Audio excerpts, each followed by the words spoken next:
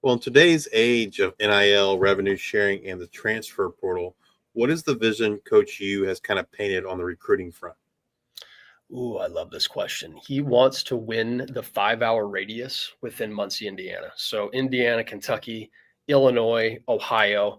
He really focuses in on that radius because he says that there is a chance to have guys that want to come to Ball State and be close to family, and they're more likely to stay if they're closer to family, or if you're recruiting players in that bubble that don't come to Ball State, they remember who you are, you remember who they are, and you stay in touch. And if they hit the portal, you have an opportunity to build that. So that 5 hour radius helps, and I think that's also a good community builder too, Justice, because when you have a mindset from a coaching staff that says we want to build around where Muncie is, people can relate and understand where those folks are coming from. But obviously, you're going to find guys from Georgia, you're going to find guys from Florida and Washington and all over the place. But when he said that 5-hour radius is where we want to focus in on big time and make sure that we are connecting with all the families and being in those conversations, that's a big piece of the puzzle.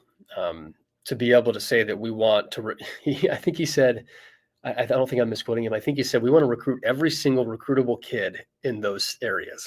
If we get them, great. If we don't, awesome. If they fit, great. If they don't, great. We want to be able to see that we're recruiting everybody to make sure we're evaluating everybody.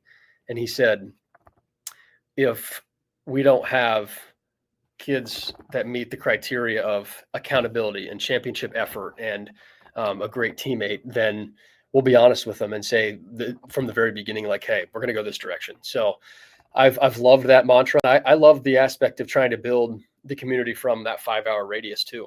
I think it's an important piece that might get overlooked a little bit, because when you're trying to build a team, there's a lot of really talented football players in this area, a lot of talented football players. So from a recruiting standpoint, that's been, what he's preached and he's talked about, to try and help build the program.